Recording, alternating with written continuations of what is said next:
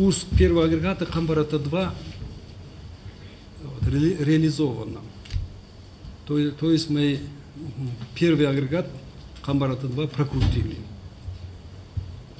Она вот как никогда вот очень хорошо у нас получилось. То есть больше, чем мы ожидали. Где-то нам Бог помог, конечно.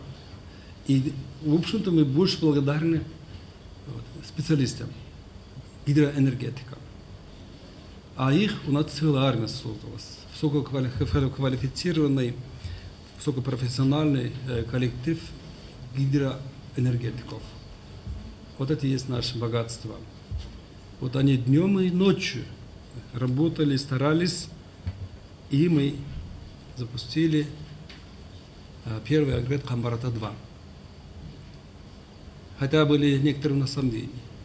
Вы знаете, что агрегат пролежал более чем 20 лет без действия. Вы же помните, да, вот заказан был агрегат давно, вот, опустили только что. Но благодаря высокому профессионализму специалистов, без помех, вот с одного раза у нас запустилось. Мы прокрутили. Водовод работает, плотина как гидротехнические сооружения работают. То есть у нас получилось. С чем мы и гордимся, энергетики. С чем и мы поздравляем всех наших кыргызстанцев, журналистов также вас. Потому что ваша роль освещения очень важна. Спасибо вам, что вы приехали, также присутствовали, хотя я потом понял, что были некоторые неудобства. Вот. Ну, несмотря на что, вы смогли осветить, показать народу, вот, за что вам огромная благодарность от энергетиков. Сейчас идет работа такого характера. Сейчас мы настраиваем, параметры проверяем, обкатываем.